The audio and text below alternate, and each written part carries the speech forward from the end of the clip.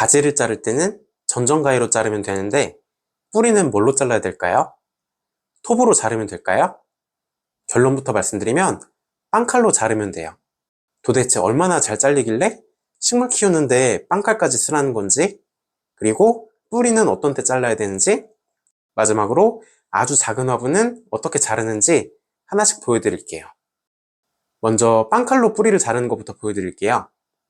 일단은 뿌리 자르는 게 잘 보이게 부직포 화분에서 뿌리를 꺼낼게요.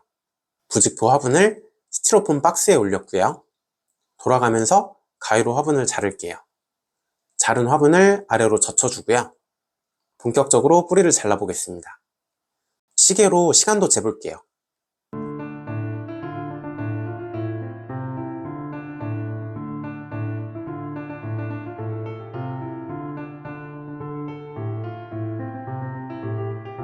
시작하자마자 뭐가 걸리네요. 뿌리는 아니고 나무 가지예요. 제가 처음에 이 무화과를 심을 때 깊게 심고 흙을 덮은 거라 안에 가지가 들어있어요.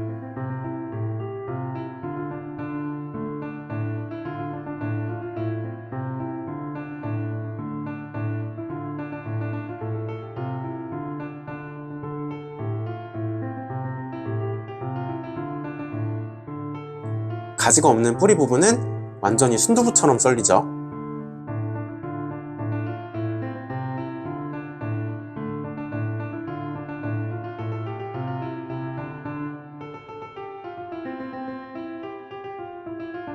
이쪽도 가지가 들어있네요.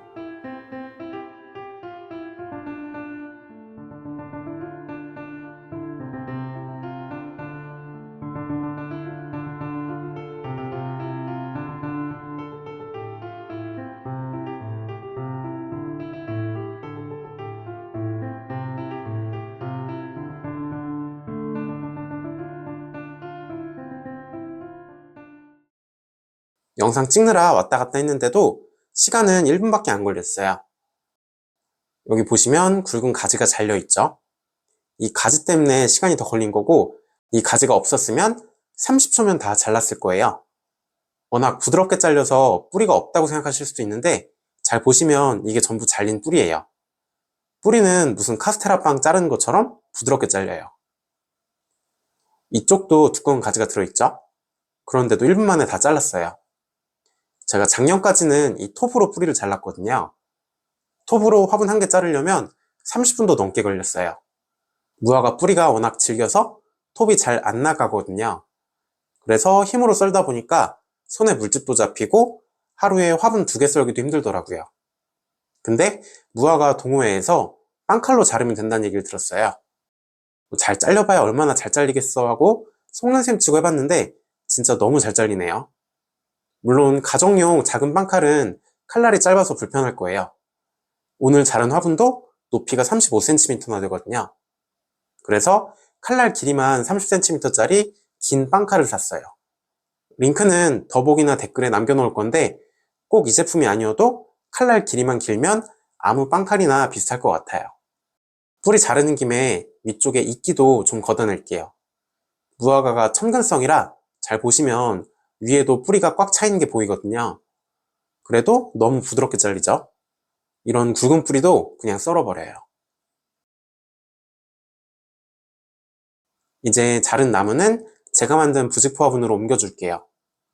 이름표 먼저 옮겼고요. 상토도 조금 깔아놨어요. 상토는 새로 샀더니 4월 24일에 제조한 상토가 왔어요. 7개월이나 됐네요.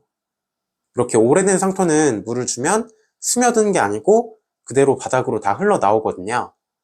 그래서 미리 물을 먹였어요. 다른 상토는 피트모스가 들어있어서 바짝 마르면 다시 물을 먹이는 게 힘들거든요. 근데 한판승 상토는 피트모스가 안 들어있어서 이렇게 물만 좀 뿌리고 섞는 정도로도 다시 물을 잘 흡수할 수 있어요. 나무를 넣어줬고요. 빈 공간을 상토로 채워서 심어줄게요. 이렇게 다 심고 나면 물을 꼭 주셔야 돼요. 안 그러면 뿌리가 상토 쪽으로 수분을 뺏기거든요. 1시간 만에 화분을 6개나 작업했어요. 총 40개 정도 화분을 전부 다 제가 만든 부직포 화분으로 바꿀 건데 며칠 안 걸릴 것 같아요. 하루에 다 하는 건 조금 힘든 게 이걸 들고 가서 다시 창고에 넣어야 되거든요. 그래서 오늘은 여기까지만 해야 되겠네요. 비닐로 싸서 창고에 넣은 다음에 물을 줄게요. 뿌리는 왜 자르는 걸까요? 첫 번째 경우는 해마다 잘 크던 나무가 갑자기 못 크면 그해 겨울에는 뿌리를 잘라야 되세요. 지상부, 그러니까 잎이랑 줄기가 자라려면 해마다 뿌리도 그만큼 새로 자라야 되거든요. 근데 뿌리가 더 이상 자랄 공간이 없으면 잎이랑 줄기도 거의 안 자라게 돼요. 그럴 때는 뿌리를 자르고 흙을 새로 채워서 뿌리가 자랄 공간을 만들어줘야 되세요. 이걸 뿌리 전정이라고 하더라고요. 그 다음에 두 번째는 뿌리가 빙빙 돌았을 때예요.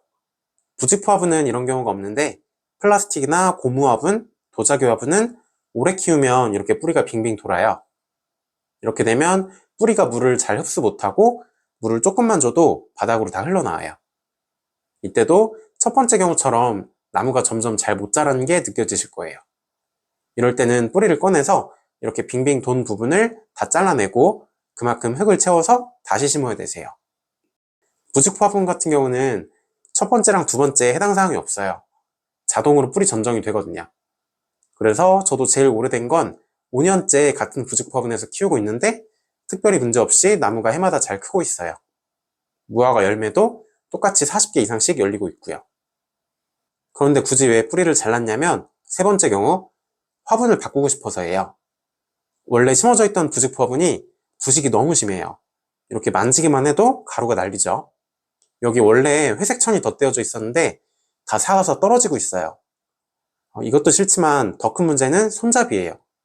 손잡이가 다 떨어져서 이렇게 가루까지 날려요. 손잡이가 없으니까 화분 옮길 때 세상 불편하더라고요. 이 아래쪽도 보시면 회색 천이 다 삭아서 없어지고 있죠. 그래서 다른 부직포 화분에 심어진 나무들을 전부 꺼내서 제가 만든 부직포 화분으로 옮기고 있어요. 부직포 화분 만드는 영상 보신 분들은 아시겠지만 제가 만든 건 부식에 강한 재질로만 만들었거든요. 손잡이랑 바느질도 훨씬 튼튼하게 만들었고요. 근데 기존 부직포 화분 지름이 40cm고 제가 만든 부직포 화분도 지름이 40cm예요. 화분 크기는 똑같아도 뿌리가 완벽한 원통형이 아니기 때문에 뿌리를 안 자르면 새 화분에 넣기가 힘들어요. 그래서 오늘 뿌리를 자른 거고요. 기존의 플라스틱 화분이나 다른 화분에서 부직포 화분으로 옮기실 분들도 뿌리 모양이나 크기가 안 맞으면 뿌리를 좀 자르고 심으면 되세요. 가지를 적당한 때 잘라줘야 나무가 건강한 것처럼 뿌리도 적당히 잘라주면 훨씬 건강해지거든요.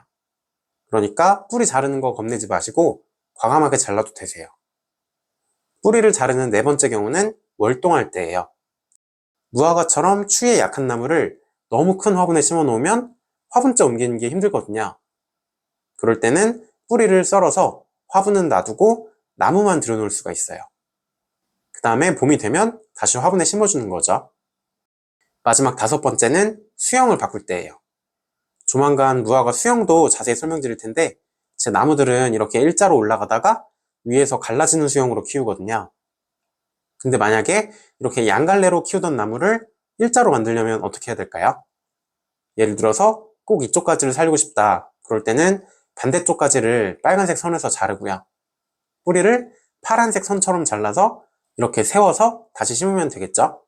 이런 식으로 수영을 바꿀 때도 뿌리를 자르는 경우가 있으실 거예요. 참고로 좋아요가 많은 영상 위주로 후속 영상을 만들고 있으니까요. 영상이 도움이 되셨으면 좋아요도 한 번씩 눌러주시고요. 뿌리를 자르는 시기는 되도록 겨울에 자르시는 게 좋아요. 잎이 많을 때 뿌리를 자르면 잘못하면 나무가 몸살을 할 수도 있거든요. 그리고 나무 보관하는 곳이 영하 15도 이런 식으로 너무 추우면 큰 추위는 지나고 나서 잘라주세요. 뿌리가 많아야 추위를 잘 버티거든요. 그렇다고 너무 늦게 자르면 잔뿌리가 새로 자랐다가 다 잘려나갈 수가 있으니까요. 최저 온도가 8도 이상으로 올라가기 전에 잘라주세요. 올겨울은 따뜻해서 지금쯤 자르면 딱 좋은 것 같아요. 작은 화분 같은 경우는 뿌리가 많이 질기진 않거든요. 그냥 이렇게 가위로 자르면 되세요. 이건 앞에 말씀드린 뿌리 자르는 이유 중에서 첫 번째 이유, 자라는데 한계가 와서 잘랐고요. 뿌리를 많이 자르고 심었는데 오히려 더 크고 예쁘게 자랐죠. 애 키울 때도 적당히 혼도 나고 고생도 좀 해봐야 건강하게 크잖아요. 식물도 똑같아요. 적당할 때 뿌리를 잘라주시면 훨씬 더 건강하게 클 수 있어요. 실내에서 키우는 식물은 꼭 겨울이 아니어도 아무 때나 뿌리를 잘라도 되세요. 다만 뿌리 자르기 전에 화분의 뿌리가 꽉 찬 상태에서 잘라주세요. 이렇게 해서 오늘은 빵칼이 뿌리를 얼마나 잘 자르는지 보여드렸고요. 또 재밌고 유익한 영상으로 돌아오겠습니다. 감사합니다.